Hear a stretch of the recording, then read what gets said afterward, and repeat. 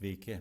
Šiame vaizdo įraše kalbėsiu apie funkcijas count, count_a, count_blank, count_if ir count_if_s.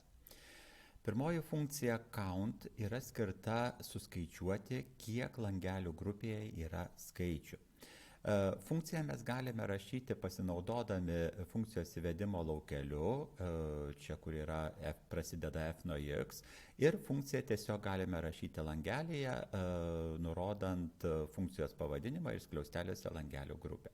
Tai pirmiausia parodau per f nuo x, pažymiu langelį, kuriame noriu gauti atsakymą, pasirenku f nuo x, toliau ieškau funkcijos count.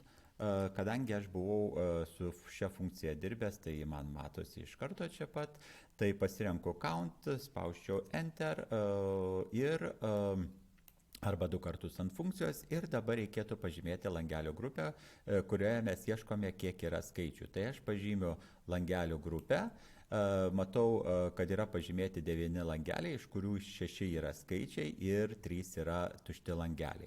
Taigi spaudžiu įterpti funkciją ir mes jau turime rezultatą, tai būtent toje pažymėtoje langelių grupėje C4E6 yra 6 langeliai, kuriuose yra skaičiai. Dabar analogiškai galime suskaičiuoti, kiek yra langelių, nepriklausomai kas yra įrašyta langeliuose, kiek yra užpildytų langelių, nepriklausomai kas juose yra įrašyta. Na, tam yra naudojama kita funkcija count_a.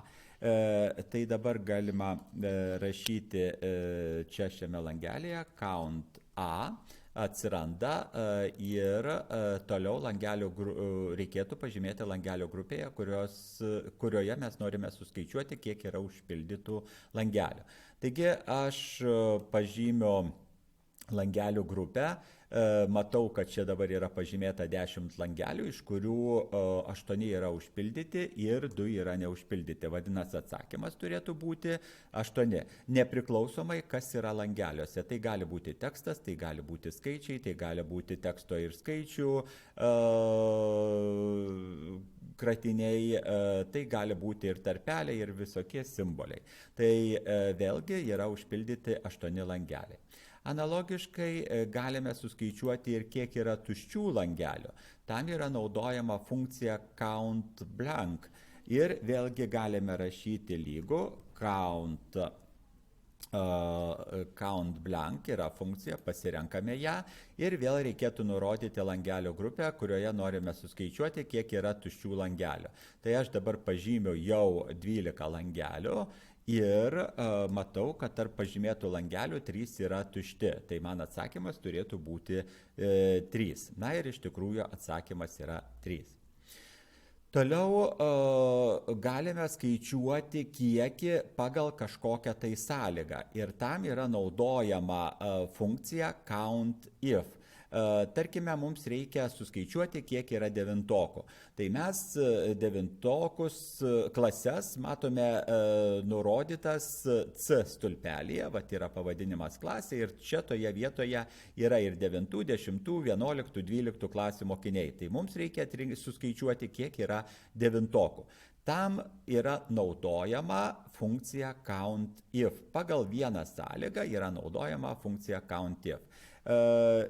Tai galime įsikviesti per f nuo x, susirandame count_if, iš tikrųjų yra čia ta funkcija, nesumaišykime su count_if_s, vėliau apie ją, pasirenkame count_if, na ir dabar pirmiausia yra diapazonas. Diapazonas tai yra iš kur mes ieškosim, kurioje langelių grupėje mes ieškosime tų devintokų. Tai mes ieškosime ten, kur yra nurodytos klasės. Tai visą tą langelių grupę ir mums reikėtų pažymėti. Dabar iš tikrųjų tų langelių nėra daug, bet kada langelių įrašų būtų daugiau nei dabar, kad yra mano pavyzdį. Tai greitesnis pažymėjimas, negu kad aš dabar pažymėjau nuspaudęs kairį pelytės klavišą pirmajame langelėje ir laikydamas jį nutempiau iki paskutinio langelio pažymėdamas taip grupę, galime greičiau pažymėti, pirmą pažymim langelį, nuspaudžiam Ctrl+Shift ir nuspaudžiam rodyklę žemyn. Ir tokiu būdu pasižymė visi langeliai. Taigi dabar aš jau pažymėjau visus langelius, kuriuose yra surašytos klasės. Nu, mano kriterijus yra devintokai, tai aš rašau lygų 9. Rašau lygų 9. Būtų dar galima spausti tiesiog ir į viename langelį, jeigu formulės niekur nekopijuojame, tiesiog ant 9 klasės ir irgi tiktų. Na ir dabar aš parašiau lygų 9 ir įterpiu funkciją. Tik tai neužsidėjo kabutės.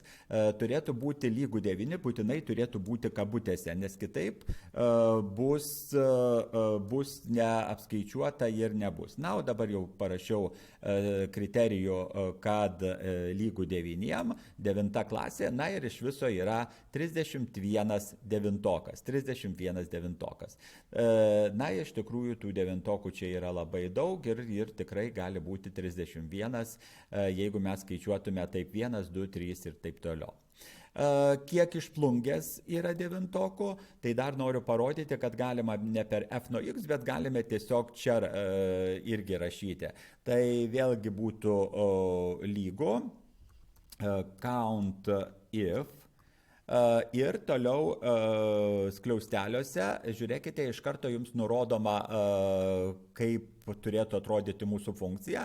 Pirmiausiai diapazonas. Dabar, kadangi skaičiuojame jau kiek iš plungės, tai mums reikia žiūrėti rajonus. Tai aš vėl pažymiu visus rajonus. Diapazonas tai yra visi rajonai. Pažymiu pirmą langelį, Ctrl-Shift ir rodiklę žemyn. Pasižymė man visi langeliai. Dedu kabliataškį po diapazono. Na ir dabar reikia nurodyti kriterijų. Bet reikėtų, kad mes nesuklystume, tai lygų ir plungę užrašyti taip, kaip yra langeliuose. Arba galime tiesiog spraktelėti ant to langelio irgi teks ir uždarome skliaustelius ir paspaudžiu Enter. Na ir iš plungės rajono yra 4 mokiniai. Jeigu pasižiūrėtume, čia yra 2. Na ir dar kažkur turėtų būti ir čia yra 2, 4 iš viso yra iš plungės. Tai va tiek, taip apskaičiuojama pagal vieną kažkokį tai kriterijų. Nu, kada kriterijų yra daugiau, tada jau naudojama funkcija count if s. Na ir dabar apskaičiuokime, kiek yra Kretingos rajonų devintokų. Matote 2 kriterijai. Vienas kriterijus, kad devintokai, kitas kriterijus, kad Kretingos rajono. Tai čia jau dabar įsikvieskime funkciją count if s. Galime vėlgi per funkcijas ir ieškome count if s, pasirenkame šitą funkciją. Na ir matote kriterijų diapazonas pirmiausia, o paskui kriterijai. Tai pirmyn, na ir pirmiausia kriterijų diapazonas, tai mes ieškosime kiek Kretingos rajono devintokų, tai pasižymėkime, kad tai yra klasės, ane, ir iš klasių yra devintokai, tai pasižymėm šitą, na ir toliau įtraukime dar toliau kitą kriterijų diapazoną ir kitą kriterijų, tai būtent, kad tai yra pagal rajonus, nes mes norėtume ieškoti tik Kretingos, tai pažymiu visus rajonus ir dar įtraukiu kriterijus, tai būtent, kad yra Kretinga. Galime, kaip matote, paspausti ant lakelių, įsirašo lygų Kretinga, arba galite jūs rašyti kabutėse lygų Kretinga. Na ir vėl įterpti ir yra 4 devintokai, kurie yra iš Kretingos rajono. Atkreipkite dėmesį, čia pirmiausia yra nurodomas devintokų kriterijų diapazonas ir kriterijus yra, kad tai yra devintokai, toliau yra nurodomas rajonų diapazonas ir nurodomas, kad Kretingos rajonas. Na ir analogiškai count if s yra naudojama ir vėlgi apskaičiuoti Skodo 11-okų, kurie surinko 0 taškų. Tai čia kriterijų jau yra 3. Skuodo rajonas, 11-okai ir surinkti taškai 0. Tai vat galime irgi įsikviesti funkciją count if s Ir dabar kriterijų diapazonas. Pradėkime nuo rajonų. Ctrl-Shift ir rodiklė į apačią pasižymė visi rajonai. Kriterijų diapazonas pažymėtas. Nu, o kriterijus yra, kad ieškome skuodo. Tai pažymėkime skuodas. Toliau įtraukime dar kitą kriterijų diapazoną, kad pagal klasę ieškosim, kad tai būtų 11-okai. Pažymime visas klases ir kriterijų nurodome, kad tai yra 11-okai. Vėlgi spraktelėti yra ko gero lengviau negu parašyti. Na ir toliau dar įtraukime kitą kriterijų diapazoną, kad mums yra reikalinga taškų suma. Tai pažymėm vėl visą surinktų taškų sumą ir atrinkime tik tuos, kurie surinko 0 taškų. Galime rašyti kabutėse lygų 0, bet galime ir taip. Įterpimas ir matome, kad Skuodo rajono 11-okas vienas surinko 0 taškų. Tai va tiek trumpai apie naudojimą šių funkcijų.